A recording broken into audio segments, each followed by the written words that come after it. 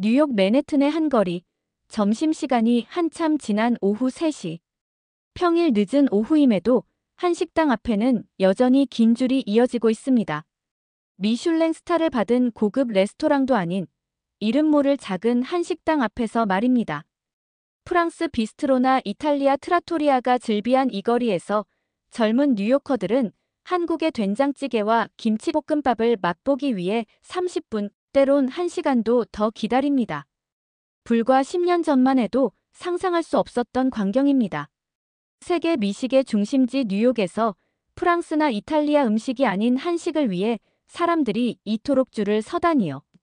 하지만 이제 이런 풍경은 뉴욕의 일상이 되었습니다. 샌프란시스코의 상황은 더 놀랍습니다. 현지의 한 한식당은 3개월 전부터 예약이 꽉 찰 정도로 인기를 끌고 있습니다. 취소 대기자 명단은 수백 명에 이르고 예약 시스템이 열리는 자정이면 수천 명이 동시에 접속해 예약 전쟁을 벌인다고 합니다. 소셜미디어에서는 매일같이 한식 관련 콘텐츠가 폭발적으로 공유됩니다. 할리우드 스타들은 앞다투어 자신이 즐겨 찾는 한식당을 공개하고 유명 셰프들은 한국의 발효 문화를 연구하기 시작했습니다. 미국의 유명 요리 학교들은 한식 과정을 신설하고 있고 대형 마트에는 한식 재료 코너가 속속 들어서고 있습니다. 무엇이 이런 변화를 만든 걸까요? 왜 하필 지금 전 세계 미식가들의 시선이 한식을 향하고 있는 걸까요? 그리고 더 궁금한 것은 이 열풍이 단순한 유행이 아닌 진정한 미식 문화의 혁신으로 자리 잡을 수 있을까 하는 점입니다. 한식을 둘러싼 놀라운 변화, 그 중심에서 새로운 역사를 쓰고 있는 사람들, 그리고 한식이 지닌 특별한 매력에 대한 이야기입니다. 시작하기에 앞서 1초면 누를 수 있는 구독과 좋아요는 영상 제작에 큰 힘이 됩니다. 15살 때부터 음식 비평가가 되겠다는 꿈을 키워왔습니다. 그때는 단순히 맛있는 음식을 먹으며 글을 쓰는 게 멋져 보였죠. 하지만 지금은 다릅니다. 음식은 단순한 먹거리가 아닌 문화이자 예술이며 그 자체로 하나의 이야기라는 걸 알게 되었으니까요. 저는 뉴욕에서 활동하는 푸드 저널리스트 캐서린 밀러입니다. 주로 유럽과 미국의 미식 문화를 다루는 글을 써왔어요. 프랑스 요리의 섬세함과 이탈리아 요리의 전통, 스페인 요리의 대담함까지. 제가 쓴 글들은 뉴욕타임스부터 푸드앤와인, 본 아페티, 사보르 등 유수의 매체에 실렸답니다. 그러던 어느 날 평소처럼 맨해튼의 한 카페에서 노트북을 펼쳐놓고 마감을 앞둔 원고를 다듬고 있었죠. 프랑스의 미슐랭 스타 레스토랑을 다룬 기사였는데 옆자리에서 들려오는 대화가 자꾸만 신경 쓰였습니다. 어제 그 한국 식당 가봤어? 응, 진짜 대박이더라. 3시간이나 기다렸는데 완전 가치 있었어. 호기심이 발동했습니다. 요즘 뉴욕에서 3시간씩이나 기다려야 하는 식당이라니 더구나 한국 음식이라고. 솔직히 말씀드리면 그때까지만 해도 제게 한국 음식이란 그저 이국적인 아시아 요리 중 하나일 뿐이었어요. 하지만 그들의 대화는 계속되었고 제 귀를 사로잡았습니다. 셰프가 직접 구워주는 고기의 풍미라니 말로 설명할 수가 없어. 맞아. 특히 그 향신료들과 채소를 곁들여 먹는 방식이 독특했지. 결국 마감을 앞둔 원고는 잠시 제쳐두고 그들이 말하는 식당을 검색해보기 시작했습니다. 놀랍게도 이 식당은 이미 여러 매체에서 극찬을 받고 있었더군요. 그런데 더 놀라운 건 이런 인기 식당이 제 레이더망을 완전히 비껴갔다는 사실이었습니다. 다음 날 저는 용기를 내어 그 식당을 찾아갔어요. 맨해튼 미드타운의 한적한 곳에 자리 잡은 식당 앞에는 이미 긴 줄이 형성되어 있었죠. 평일 점심시간인데도 말이에요. 줄을 서서 기다리는 동안 주변 사람들과 이야기를 나눴습니다. 놀랍게도 그들 중 상당수가 처음 방문하는 게 아니었어요. 한 달에 2~3번씩 찾아온다는 사람도 있었고, 심지어 다른 도시에서 일부러 이 식당을 위해 뉴욕을 방문했다는 이들도 있었습니다. 드디어 제 차례가 되어 식당 안으로 들어섰을 때 저는 이미 이 취재가 제 경력의 전환점이 될 거란 걸 직감했답니다. 정갈하게 차려진 테이블, 활기찬 주방, 그리고 음식을 내어주는 직원들의 자부심 넘치는 표정까지. 모든 것이 새로웠어요. 주문을 하려는데 옆 테이블에서 풍겨오는 향신료 향이 코끝을 자극했습니다. 무의식적으로 고개를 돌렸더니 나무 숯불에 구워지고 있는 고기가 보였죠. 그 순간 저는 깨달았습니다. 제가 알고 있던 미식의 세계는 너무나 좁았다는 걸요. 오랜 기다림 끝에 자리에 앉았을 때는 이미 점심시간이 훌쩍 지난 후였습니다. 평소 같았다면 식당 리뷰를 위해 메뉴를 고르는 일은 간단했을 텐데 이상하게도 이날은 달랐어요. 익숙하지 않은 메뉴 이름들이 저를 당황스럽게 만들었거든요. 옆 테이블에서 숯불에 구워지는 고기 향이 코끝을 자극하는 가운데 저는 메뉴판을 한참이나 들여다보았습니다. 그때 친절한 직원이 다가와 도움을 건넸죠. 처음 오셨나요? 저희 시그니처 메뉴인 숯불 갈비를 추천드립니다. 망설임 없이 그 메뉴를 주문했어요. 평소에 저라면 여러 메뉴를 주문해서 맛을 비교했겠지만 이상하게도 그날은 직원의 추천을 그대로 따르고 싶었답니다. 잠시 후 테이블에 놓인 작은 접시들이 하나둘 채워지기 시작했습니다. 초록빛 상추와 깻잎, 아삭한 무절임, 매콤한 오이 무침, 그리고 김치까지. 주문한 적 없는 음식들이 테이블을 가득 메웠죠. 프랑스 요리처럼 코스로 나오는 것도 아니고 이탈리아 레스토랑처럼 메인과 사이드를 따로 주문하는 것도 아닌 완전히 새로운 방식이었습니다. 이 모든 게 반찬이라고 하는데 메인 요리를 먹기 전에 드시는 겁니다. 셰프가 직접 설명을 해주셨어요. 그의 목소리에는 자부심이 가득했습니다. 저는 음식 평론가로서의 버릇처럼 각각의 맛을 분석하려 했지만 이내 그런 시도가 무의미하다는 걸 깨달았어요. 하나하나의 맛을 따로 평가하는 게 아니라 모든 것이 조화를 이루며 하나의 식사를 완성한다는 걸 이해하게 된 거죠. 그리고 마침내 숯불 갈비가 나왔습니다. 셰프는 손수 숯불 앞에서 고기를 구워주기 시작했어요. 그의 손놀림은 마치 무용수의 춤처럼 우아했습니다. 고기를 뒤집는 타이밍, 불의 세기를 조절하는 방식, 그리고 고기의 숙성도를 파악하는 눈썰미까지. 모든 것이 예술이었죠. 이제 드셔보시겠어요? 셰프가 가위로 고기를 잘라 제 앞접시에 놓아주었습니다. 그 순간 풍겨오는 향이 지금까지 경험했던 어떤 바비큐와도 달랐어요. 숯불의 깊은 향과 고기의 감칠맛이 완벽한 조화를 이루고 있었거든요. 상추에 고기를 싸서 드셔보세요. 여기 쌈장도 한 점 얹으시면 좋습니다. 저는 셰프의 안내대로 상추 위에 고기를 올리고 쌈장을 살짝 더한 뒤 깻잎 하나를 얹어 싸먹었습니다. 그 순간 제 입안에서 일어난 맛의 폭발은 지금도 잊을 수가 없어요. 구운 고기의 깊은 맛과 신선한 채소의 아삭함, 쌈장의 감칠맛, 그리고 깻잎의 향긋함이 어우러져 완전히 새로운 맛을 만들어냈기 때문입니다. 식사를 마친 후 저는 셰프와 이야기를 나눌 기회를 가졌습니다. 그의 이야기는 제가 알던 셰프들과는 사뭇 달랐어요. 저는 특별한 것을 하는 게 아닙니다. 우리 어머니, 할머니께서 해주시던 그 맛을 그대로 재현하려 노력할 뿐이에요. 물론 최고급 한우를 쓰고 숯불도 특별히 주문한 참나무만 사용하지만 결국은 가장 기본적인 맛을 추구하는 겁니다. 그의 말에서 깊은 통찰을 발견했습니다. 최고의 요리가 꼭 새로운 것을 창조하는 것만은 아니라는 점이었죠. 오히려 가장 근본적인 맛, 가장 본질적인 것을 지키는 것이 더 어려울 수 있다는 걸 깨달았어요. 손님들이 우리 음식을 처음 접하실 때면 놀라시곤 합니다. 한 접시의 음식이 아니라 여러 가지 반찬이 함께 나오는 것도 그렇고 직접 쌈을 싸서 드시는 방식도 낯설어 하시죠. 하지만 그게 우리 음식의 정체성이에요. 우리는 그것을 지키려 합니다. 식사를 마치고 식당을 나서면서 저는 깊은 생각에 잠겼습니다. 지금까지 제가 쓴 수많은 레스토랑 리뷰들이 떠올랐어요. 미슐랭 스타를 받은 고급 레스토랑부터 길거리의 작은 비스트로까지 셀 수 없이 많은 식당을 평가해왔지만 이런 경험은 처음이었습니다. 그것은 단순히 새로운 맛의 발견이 아니었어요.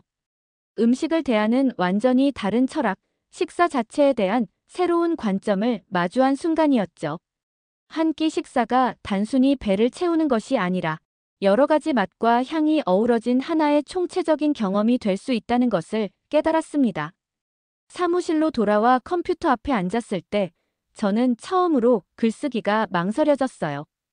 평소처럼 맛을 점수로 매기고 서비스를 평가하고 가격 대비 가치를 논하는 것이 갑자기 무의미하게 느껴졌기 때문입니다. 이 경험을 어떻게 글로 담아낼 수 있을까 고민이 깊어졌습니다. 그날 밤 저는 평소와 다른 리뷰를 써내려가기 시작했어요. 맛과 서비스를 해체해서 분석하는 대신 하나의 이야기를 풀어내듯 글을 썼습니다. 숯불 갈비의 향, 반찬들의 다채로움, 쌈을 싸먹는 즐거움, 그리고 그 모든 것이 만들어내는 특별한 경험에 대해 써내려갔죠. 그리고 마지막 문장을 적으며 깨달았습니다. 제가 알던 미식의 세계는 너무나 좁았다는 것을요. 이제야 그 세계의 문이 조금 더 넓게 열린 것 같았습니다. 그날 이후로 저의 일상은 완전히 달라졌습니다. 매일 밤 노트북 앞에 앉아 한국 음식에 대한 자료를 찾아보았어요. 지금까지는 프랑스 파티세리의 크루아상이나 이탈리아 파스타만 검색했었는데 이제는 한식 레시피와 요리 영상을 찾아보는 제 자신을 발견했죠. 특히 눈길을 사로잡은 건 잡채라는 음식이었습니다. 요리 전문 채널에서 우연히 본 영상 속에는 반짝이는 갈색, 면발과 알록달록한 채소들이 어우러진 모습이 무척 인상적이었거든요.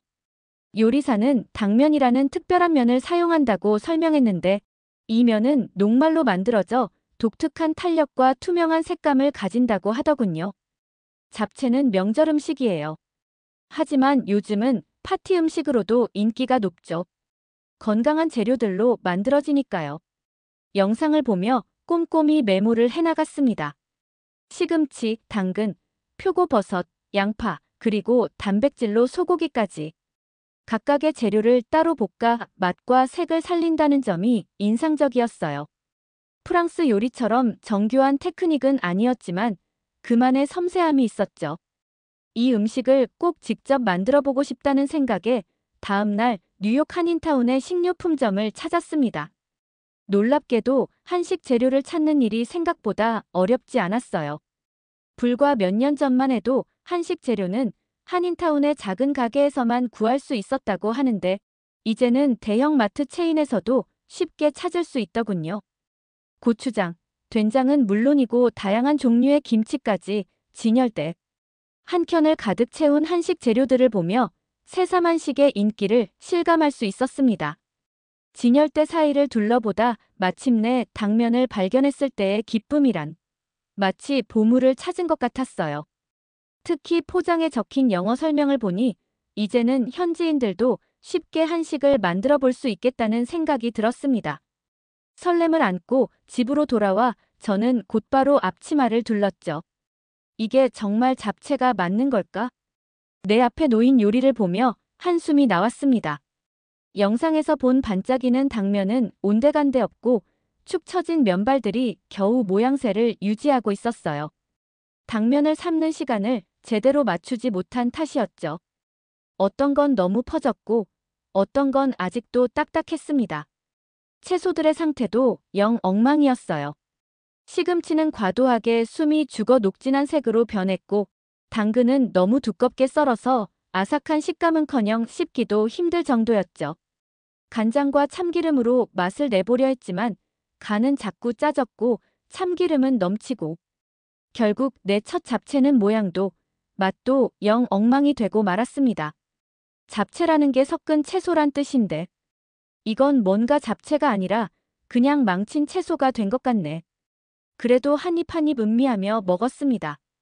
비록 모양은 엉망이고 맛은 실패했지만 이것도 소중한 경험이 될 테니까요. 한식은 결코 만만한 요리가 아니었습니다. 겉보기에 단순해 보여도 그 안에는 세심한 기술과 정성이 필요하다는 것을 배웠어요. 다음에는 더 잘 만들 수 있을 거란 다짐과 함께 레시피를 다시 한번 꼼꼼히 살펴보았습니다. 한식에 대한 호기심은 거기서 멈추지 않았습니다. 소셜미디어에서 가장 인기 있는 한식 콘텐츠 중 하나가 오이소박이 만들기였어요. 처음에는 단순한 오이 피클인 줄 알았는데 이게 웬걸? 전혀 다른 음식이더군요. 오이소박이는 여름철 대표 밑반찬이에요. 아삭한 오이와 매콤한 양념의 조화가 식욕을 돋우죠. 영상 속 설명처럼 오이를 소금에 절였다가 마늘, 양파, 고춧가루로 만든 양념을 버무리는 과정은 마치 과학 실험 같았어요. 특히 젓갈이라는 발효 소스를 사용한다는 점이 흥미로웠습니다. 서양 요리에서는 찾아보기 힘든 감칠맛을 내는 비법이었죠. 만들어 보니 이건 정말 중독성 있는 맛이었습니다. 아삭한 식감은 기본이고 매콤하면서도 상큼한 맛이 어우러져 자꾸만 손이 가게 만들었어요. 무엇보다 놀라웠던 건 시간이 지날수록 맛이 더 깊어진다는 점이었죠. 발효의 마법이네요. 하루만 지나도 맛이 완전히 달라져요. 한 한식 전문가의 설명이 이해가 되었습니다. 김치라는 게 단순한 절임 음식이 아니라 시간의 흐름까지 고려한 지혜로운 음식 문화라는 걸 깨달았어요. 그리고 마지막으로 떡이라는 신세계를 발견했습니다. 한인마트에서 우연히 보게 된 떡은 처음에는 그저 하얀 쌀떡 몇 가지였는데 한 번 맛을 보고는 그 매력에 푹 빠지고 말았어요. 서양의 디저트와는 전혀 다른 쌀로 만든 이 전통 음식의 세계가 제 호기심을 자극했습니다. 떡은 한국의 전통 음식이에요. 쌀을 찌거나 빚어서 만드는데 계절과 행사에 따라 다양한 종류가 있어요. 설날의 가래떡, 추석의 송편, 돌잔치의 절편까지 한국인의 삶과 함께해온 음식이죠.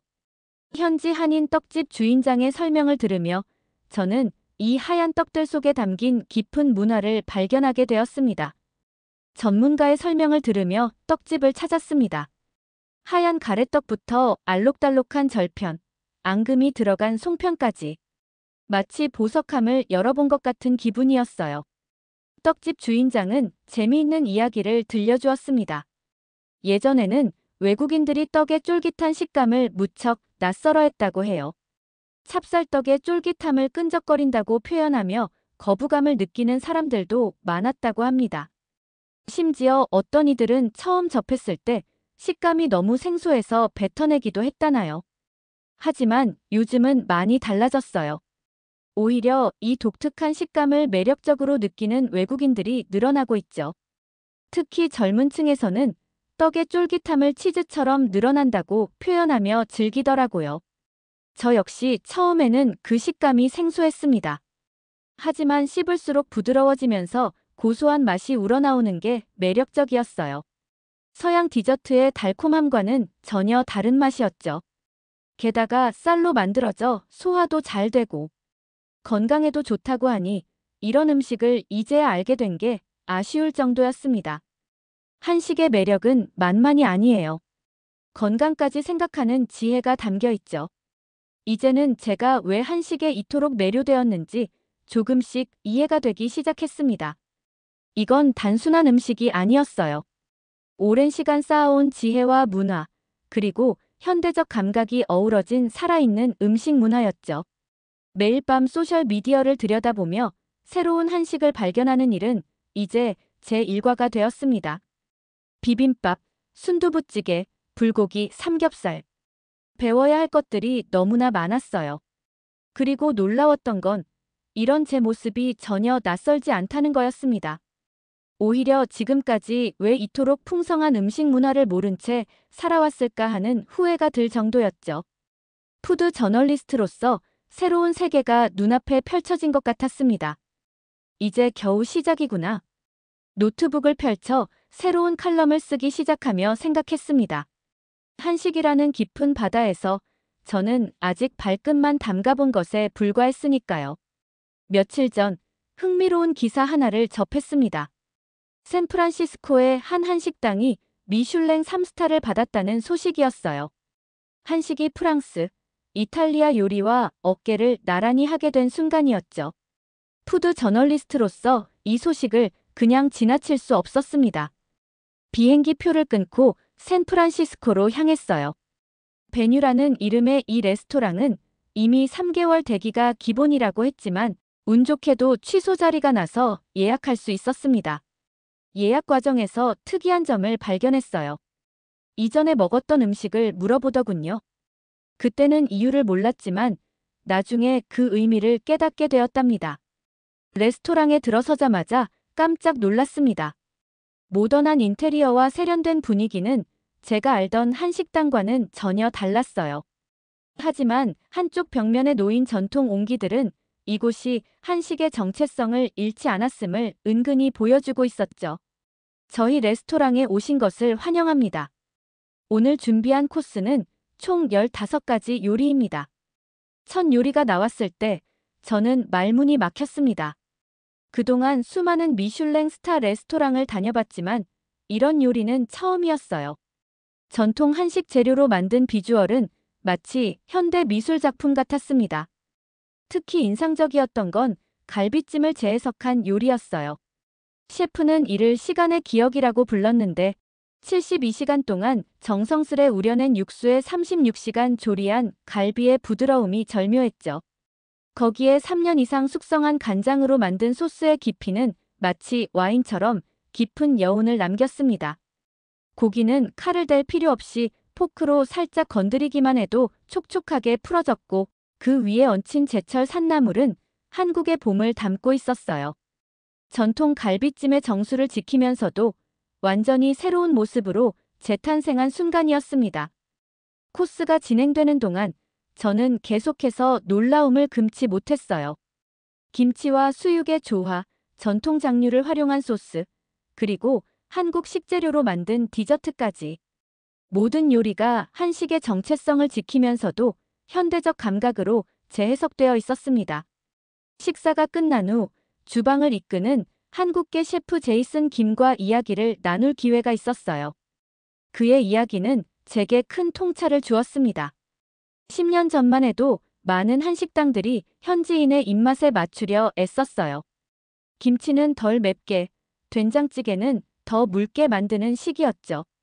불고기도 더 달게 만들고 떡볶이는 크림 소스를 넣어 만들기도 했고요. 심지어 한식 퓨전 요리라는 이름으로 파스타에 고추장을 버무리거나 피자에 김치를 올리기도 했습니다. 그의 말에 고개를 끄덕였어요. 저도 그런 시도들을 봐왔으니까요. 하지만 셰프의 다음 말이 제 고정관념을 완전히 뒤흔들어 놓았습니다. 그런데 아이러니하게도 그런 퓨전 음식들은 대부분 실패했어요. 반면에 가장 전통적인 방식으로 요리하는 한식당들이 오히려 큰 성공을 거두었죠. 현지인들은 오히려 정통 한식의 맛을 원했던 겁니다. 우리가 한식을 서양식으로 바꿔야 한다고 생각했던 게 오히려 편견이었던 거죠. 그의 말은 계속되었습니다. 저희 레스토랑이 미슐랭 3스타를 받은 것도 같은 맥락이에요. 우리는 한식의 본질을 지키면서 새로운 해석을 더했을 뿐 결코 그 정체성을 잃지 않으려 노력했습니다. 장아찌나 발효 음식같이 서양인들이 낯설어할 만한 요소들도 그대로 살렸어요. 오히려 그게 우리만의 강점이 되었죠. 무엇보다 흥미로웠던 건 그가 매일 다른 메뉴를 선보이는 이유였습니다. 손님이 예약할 때 이전에 드신 음식을 물어보는 것도 그래서예요. 같은 요리를 2번 내지 않기 위해서죠. 한식은 너무나 다양하고 깊어서 매일 새로운 요리를 선보여도 부족할 정도니까요. 인터뷰를 마치고 나오면서 저는 깊은 생각에 잠겼습니다. 한식은 지금 매우 흥미로운 변화의 시기를 겪고 있었어요. 과거에는 현지화라는 명목으로 본질을 흐리려 했지만 이제는 오히려 그 정체성을 더욱 선명히 하면서 세계적 인정을 받고 있었죠. 특히 놀라웠던 건 현지인들의 반응이었습니다. 그들은 더 이상 이국적인 음식이라는 시선으로 한식을 바라보지 않았어요. 오히려 한식만이 가진 고유한 맛과 철학을 진지하게 받아들이고 있었죠. 발효 음식의 깊은 맛이나 장류의 풍미, 심지어 매운맛까지도 말이에요. 뉴욕으로 돌아가는 비행기 안에서 저는 노트북을 펼쳐 글을 쓰기 시작했습니다. 이제는 더 이상 이국적인 음식이라는 틀에 한식을 가두지 않기로 했어요. 한식은 그 자체로 하나의 완성된 요리 체계이자 깊이 있는 미식 문화니까요. 샌프란시스코에서 돌아온 후 저는 밤을 새워가며 글을 썼습니다. 그동안 써왔던 어떤 칼럼보다도 신중하게 단어 하나하나를 고르면서요. 평소처럼 요리의 맛과 서비스를 평가하는 리뷰가 아닌 한식이라는 음식, 문화 전체를 조망하는 글을 쓰고 싶었거든요. 전통의 재발견 한식은 왜 변화를 멈추었나? 이런 제목으로 글을 시작했습니다. 지난 10년간 한식이 겪어온 변화, 특히 퓨전에서 정통으로 돌아오는 과정을 중심으로 썼어요. 마감 직전까지 고치고 또 고치면서 한자라도 더 정확하게 쓰려 노력했죠. 그런데 이게 웬일일까요? 글이 실린 다음 날부터 제 이메일함이 터질 것처럼 부풀어 올랐습니다. 드디어 누군가가 이 이야기를 해주었네요. 한식의 본질을 정확하게 짚어주셨습니다. 더 많은 한식 이야기를 들려주세요. 평소 제 칼럼은 미식가들이나 레스토랑 관계자들이 주로 읽었는데 이번에는 완전히 달랐어요. 일반 독자들부터 요리학교 학생들, 심지어는 제가 평소 존경하던 셰프들까지 정말 다양한 분들이 메일을 보내주셨답니다. 특히 인상 깊었던 건 한 프랑스 셰프의 메일이었어요. 15년 전 제가 한국에서 요리를 배우려 했을 때 주변에서 말렸습니다. 프랑스 요리의 기본도 제대로 모르면서 이국적인 요리를 배우려 한다고요. 하지만 저는 그때 이미 한식에서 무언가를 발견했습니다. 발효, 숙성, 그리고 시간이 만들어내는 깊이 있는 맛을. 이제는 많은 동료 셰프들이 한식의 철학과 기술을 배우고 싶어 합니다. 이런 반응들을 보면서 제가 그동안 얼마나 한식을 피상적으로만 바라보았는지 깨닫게 되었습니다. 더 깊이 있는 취재가 필요하다는 생각이 들었어요. 그래서 시작한 것이 한식의 뿌리를 찾아서라는 연재였습니다. 매주 하나씩 한식의 다양한 면모를 소개하기로 한 거죠. 된장과 간장 같은 기본장부터 다양한 김치의 세계, 떡과 한과의 맛있는 이야기들까지. 처음에는 걱정도 됐어요.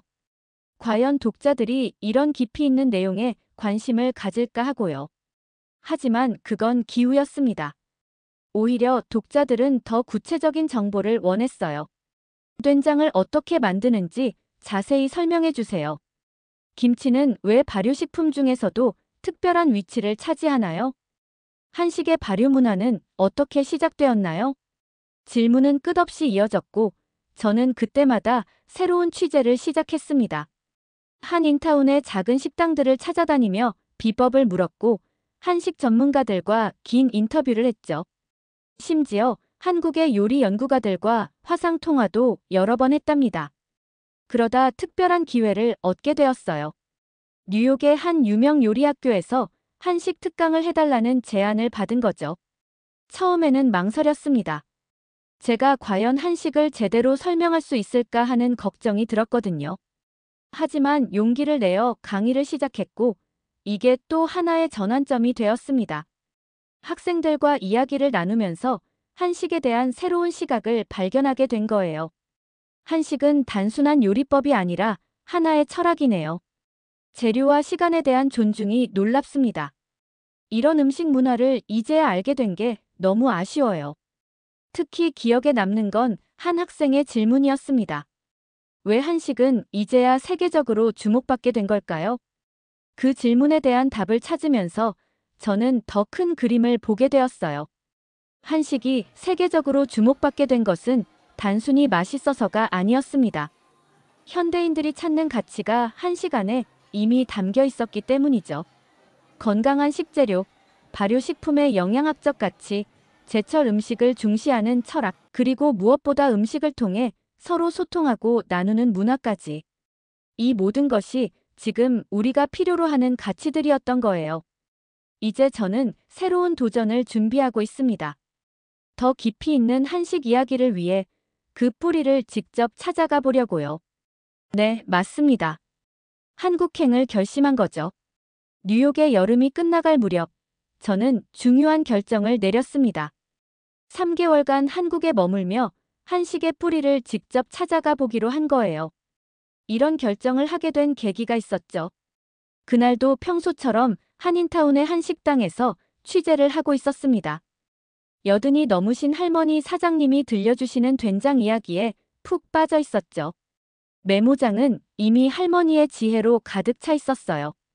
이게 다 시간이 만든 맛이여 3년 묵은 된장하고 1년 묵은 된장은 하늘과 땅 차이라고.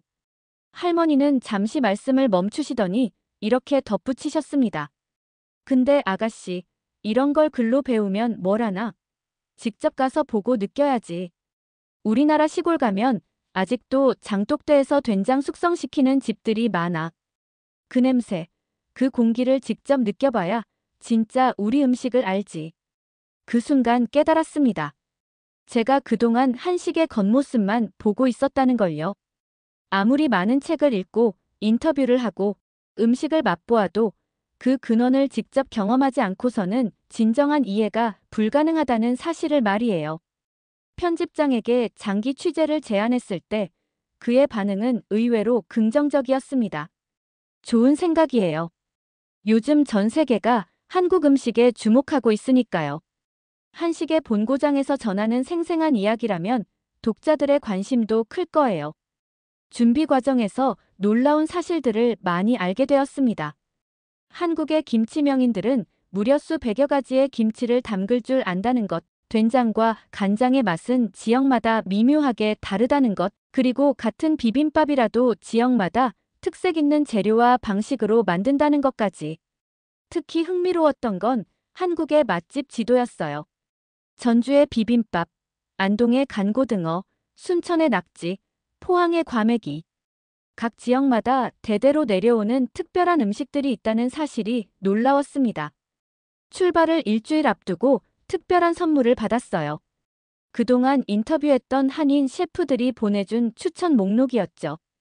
꼭 가봐야 할 전통 시장들, 할머니 손맛이 살아있는 오래된 식당들, 그리고 현대적으로 재해석된 한식을 선보이는 새로운 레스토랑들까지. 그들의 진심 어린 조언이 담긴 리스트를 보며 가슴이 설렜습니다. 짐을 싸면서 지난 1년을 돌아보았어요. 처음 한식을 접했을 때만 해도 그저 이국적인 음식 중 하나라고만 생각했었죠. 하지만 이제는 압니다. 한식은 단순한 음식이 아니라는 걸요. 그것은 수천 년의 역사, 그 안에 담긴 지혜, 그리고 현대에도 여전히 살아 숨쉬는 문화라는 것을. 특히 인상 깊었던 건 한식이 지닌 기다림의 미학이었습니다. 김치는 숙성될 때까지 기다려야 하고 된장과 간장은 더 오랜 시간이 필요하죠. 심지어 나물 하나를 무치는데도 절이는 시간을 기다려야 해요. 패스트푸드에 길들여진 현대인들에게 이런 기다림의 가치는 특별한 의미로 다가올 수 있겠다는 생각이 들었습니다. 또 하나 깨달은 건 한식이 가진 공존의 지혜예요. 한 상에 오르는 다양한 반찬들, 여럿이 나눠 먹는 식사 문화, 그리고 무엇보다 자연과 인간이 조화롭게 어우러지는 발효의 과정까지. 이 모든 것이 현대 사회에 시사하는 바가 크다고 생각합니다. 비행기 티켓을 손에 쥐고 있자니 문득 처음 한식을 맛보았던 그날이 떠올랐습니다. 그때는 미처 몰랐죠. 그 한 끼의 식사가 제 인생을 이렇게 크게 바꿔놓을 줄은요. 이제 저는 새로운 여정을 시작합니다. 한식의 진정한 가치를 찾아 그 깊은 맛의 근원을 향해 떠나는 여정이요. 이 여정이 어떤 새로운 발견과 감동을 선사할지 저도 무척 궁금합니다. 지금 이 순간 저는 제가 쓸 다음 글의 제목을 정했어요. 맛의 뿌리를 찾아서 한국에 부엌에서 시작되는 여행. 이제 곧 인천행 비행기가 이륙합니다. 새로운 이야기가 시작되는 거겠죠? 저의 도전이 어떤 결실을 맺게 될지 상상해봅니다. 오늘의 이야기, 여러분은 어떻게 들으셨나요? 여러분의 생각을 댓글로 남겨주세요. 다음에도 더욱 흥미로운 이야기로 찾아뵙겠습니다. 감사합니다.